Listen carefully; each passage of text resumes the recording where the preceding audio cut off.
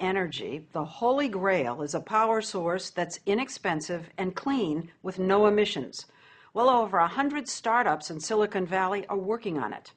One of them, Bloom Energy, is about to make public its invention, a little power plant in a box they want to put literally in your backyard. You'll generate your own electricity with the box, and it'll be wireless. The idea is to one day replace the big power plants and transmission line grid the way the laptop moved in on the desktop and cell phones supplanted landlines. It has a lot of smart people believing and buzzing, even though the company has been unusually secretive until now. K.R. Sridhar invited us for a first look at the innards of the Bloom box that he's been toiling on for nearly a decade. What could this power? This could power a U.S. home. Average United States house? home. Entire house, 24/7, 365. Something that small? The way we make it is in 2 blocks. This is a European home. The 2 put together is a U.S. home. Because we use twice as much energy? Yeah, is that what and this will power 4 Asian homes. So 4 homes in India, your Absolutely. native country. 4 to 6 homes in our country. It sounds awfully dazzling. It is real. It works. He says he knows it works because he originally invented a similar device for NASA. He really is a rocket scientist. This invention working on Mars would have allowed the NASA administrator to pick up a phone and say, Mr. President, we know how to produce oxygen on Mars. So this was going to produce oxygen so people could actually live on Mars? Absolutely. When NASA scrapped that Mars mission, K.R. had an idea.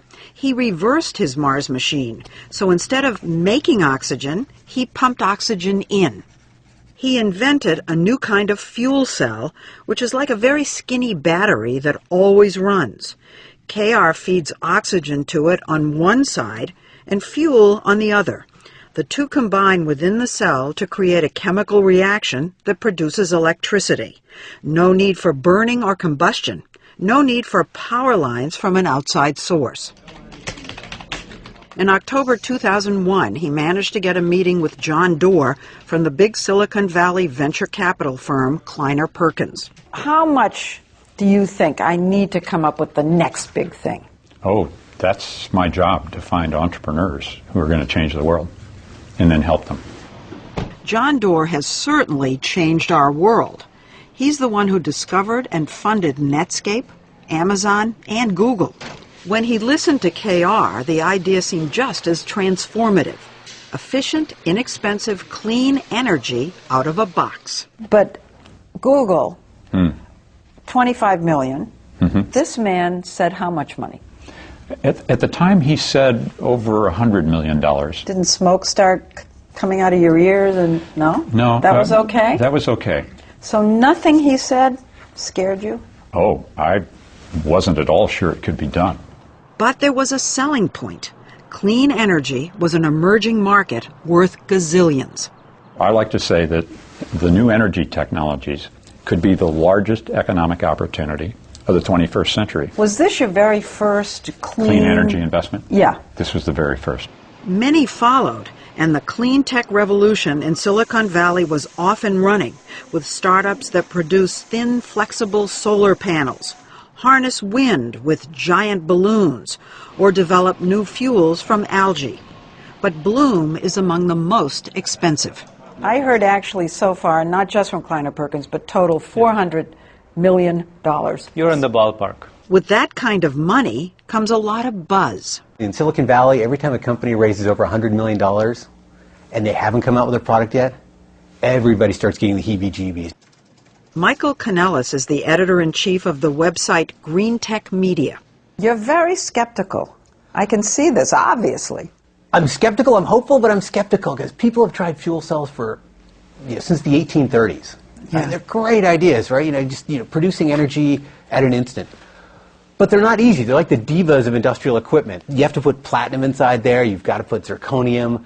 The little plates inside have to work not just for an hour or a day, but they have to work for 30 years, nonstop. And then the box has to be cheap to make. One thing stoking his skepticism, K.R.'s been hyper-secretive. No sign on his building, a cryptic website, and no public progress reports. Given the stealthiness, we were surprised when KR showed us for the very first time how he makes the secret sauce of his fuel cell on the cheap. Actually, I feel like I'm on a cooking show. You're Martha Stewart. Absolutely. So let's take that cooking analogy. Okay. Start with the flour. The flour. Okay? What is that? That is beach sand. It's beach sand? Ocean beaches in multiple continents has this material in abundance. He said he bakes the sand and cuts it into little squares. Okay, so this is beach sand turned magically into a ceramic. Yeah, into a ceramic.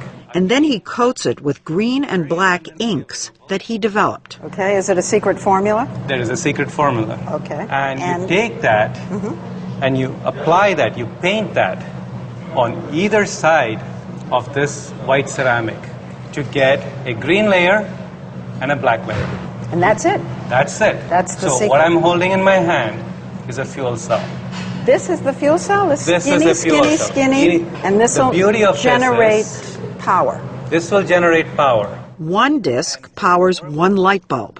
The taller the stack of discs, the more power it generates. In between each disc, there's a metal plate, but instead of platinum, KR uses a cheap metal alloy.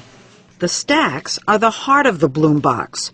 Put 64 of them together, and you get something big enough to power, say, a Starbucks. So this is it? KR offered to give me a sneak peek inside the Bloom box. Nobody has seen this before. Are you going to let me look inside? Absolutely. Okay. Why not? This is... So, go ahead. Here we go. Okay. Oh. All those modules that we saw go into this big box. Fuel goes in, air goes in, out comes electricity. Is the Bloom box intended to get rid of the grid? The Bloom box is intended to replace the grid for its customers. It's cheaper than the grid. It's cleaner than the grid. Now, won't the utility companies see this as a threat and try to crush Bloom? No, I think the utility companies will see this as a solution. All they need to do is buy Bloom boxes, put them in the substation or the neighborhood, and sell that electricity. And they'll buy these boxes? They buy nuclear power plants. They buy gas turbines from General Electric. To make power, you still need fuel. Many past fuel cells failed because they needed expensive pure hydrogen. Not this box. Our system can use fossil fuels, like natural gas.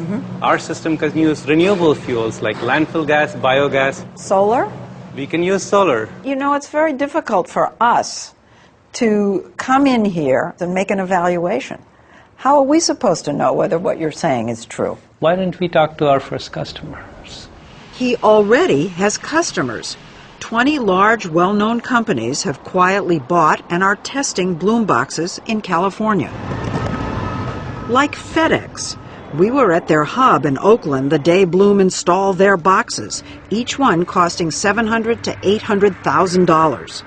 One reason the companies have signed up is that in California, 20% of the cost is subsidized by the state, and there's a 30% federal tax break because it's a green technology.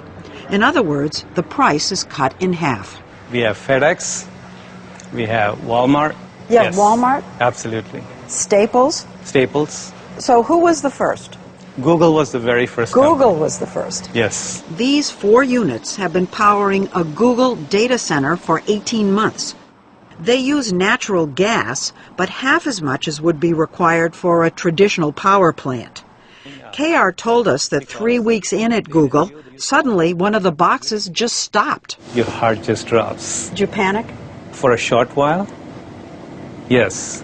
He fixed that, then there was another incident. The air filters clog up and air is not coming into the system because the highway is kicking dirt. You just flip the system around and the problem is gone. Another company that's bought and is testing the Bloom box so KR can work out the kinks is eBay. Its boxes are on the lawn in the middle of its campus in San Jose. These things fuel almost 15% of the power on this campus. John Donahoe, the CEO of eBay, says its 5 boxes were installed 9 months ago and have already saved the company more than $100,000 in electricity costs. It's been very successful thus far. They've done what they said they would do. eBay's boxes run on